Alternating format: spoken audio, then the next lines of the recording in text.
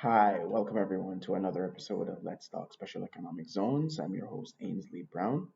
In today's episode, we are going to talk about making money from special economic zones by making them pop.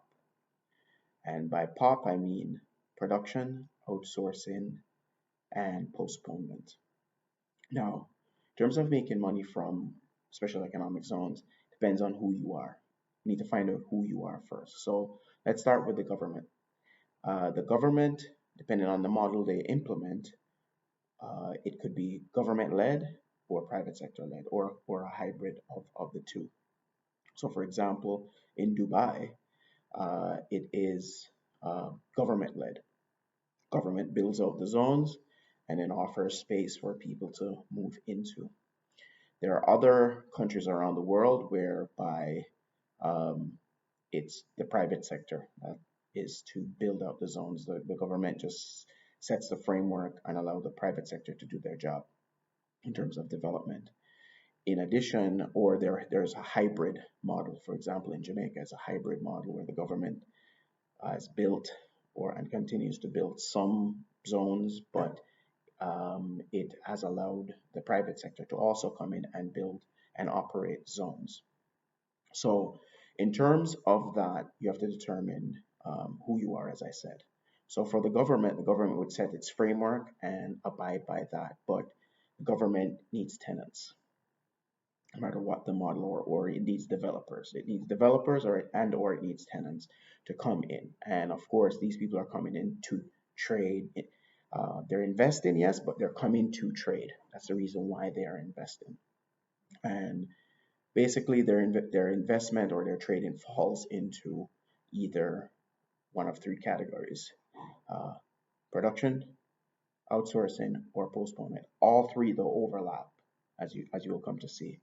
Um, Now, if you are the private sector and you're building out a zone, you want tenants, or you're the government. You want tenants to come into your zone to eat to pop, right? To do production, so some sort of manufacturing, some sort of outsourcing, and this is both goods and services. So you could be doing um, a call center or an IT enabled service, or you could be doing some sort of white label manufacturing, contract manufacturing, so forth for outsourcing. In terms of postponement, it's just a logistics fancy term for warehouse and distribution. So it's the good has been manufactured somewhere else, but it needs to be delivered, and the delivery time isn't ready yet, or the place isn't ready yet, or there are multiple places. So let's say something comes into Jamaica, into one of Jamaica's special economic zones in the region.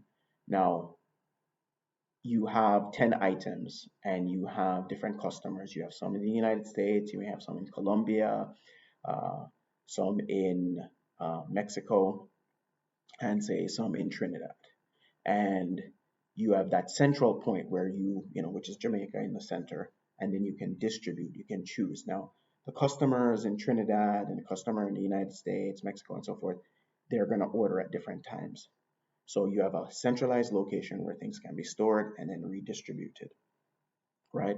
Certain level of value can be added, but the objective of postponement is to hold and then send out, right? So pause and then release, in essence, right? So as a developer, you want to figure out the markets.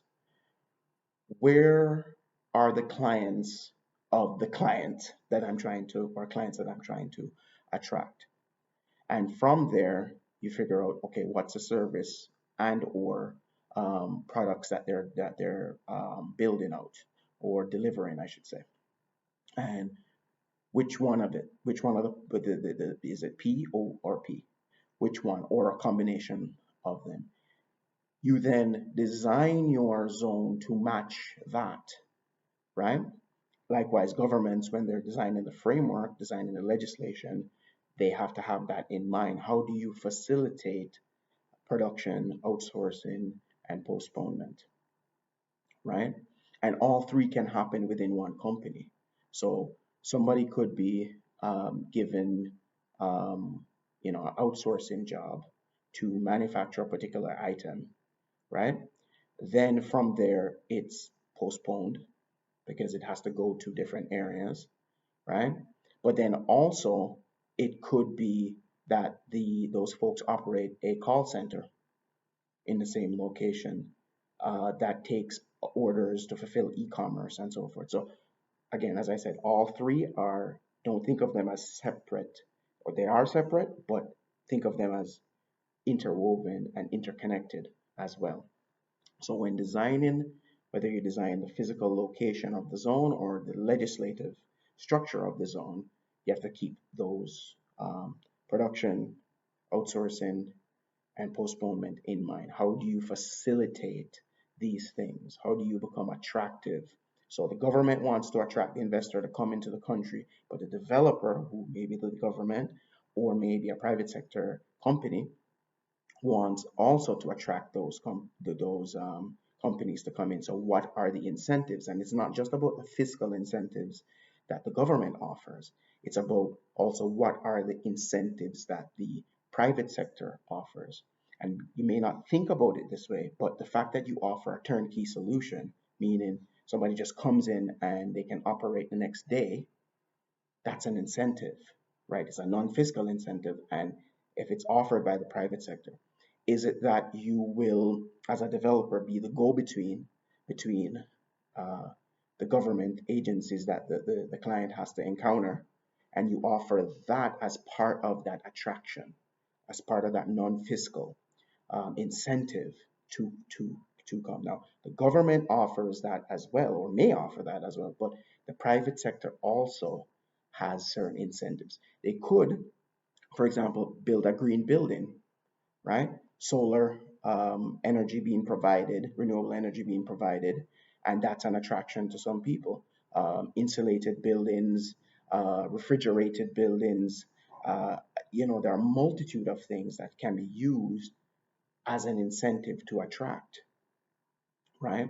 And it's not just about the government, it's also about the private sector. In fact, it's about both parties working together to make it pop, right? So if you like this episode, please like, share, leave a comment down below. And if you have an idea for a future episode, just send me a message and I'll get right back to you. Bye for now.